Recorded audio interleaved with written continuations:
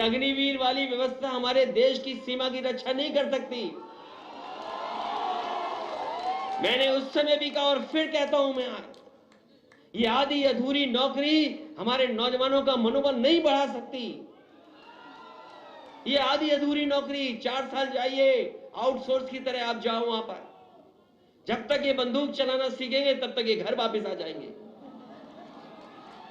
आजकल जो मशीनें हैं, जो टैंक हैं, आप में से कुछ लोग रिटायर होकर के आए होंगे फौज से। एक टैंक को चलाने में 8 साल 10 साल लगते हैं। 10 साल में सीख पाता है टैंक चलाना। कई मशीनें आ गई, टेक्नोलॉजी है, उनको सीखने में टाइम लगता है। आज मॉडर्न हो रही है फौज, और ये बताओ ऐसी नौकरी भर्ती कर दे रहे हैं। हम लोग कभी इसको स्वीकार नहीं कर सकते। हो सकता है आज हमारी ताकत नहीं है, आज हमारे सांसद नहीं ज्यादा हैं, अगर कल सांसद होंगे या कभी मौका मिलेगा तो ये आधी अधूरी नौकरी अग्निवीर जैसी नहीं चलेगी, परमानेंट नौकरी होगी।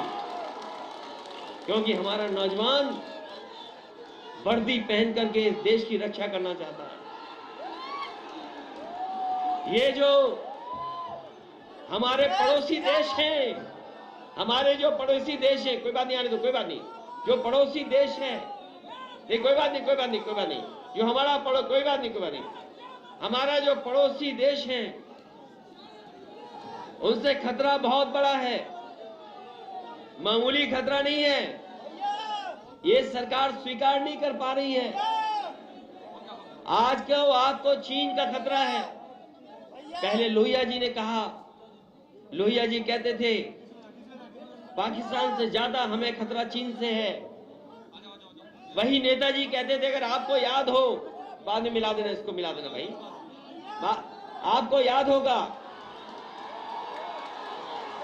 आपको याद होगा कि डॉक्टर राम मनोहर लोहिया कहते थे ये चीन से हमें बड़ा खतरा है। नेताजी ने भी यही कहा, हमें चीन से खतरा है।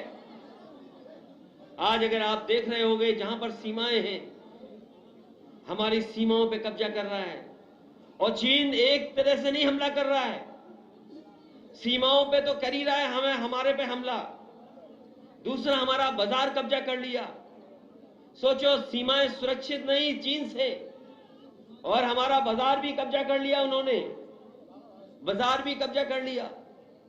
तो दो तरीके से हमें नुकसान पहुंचा रहा है।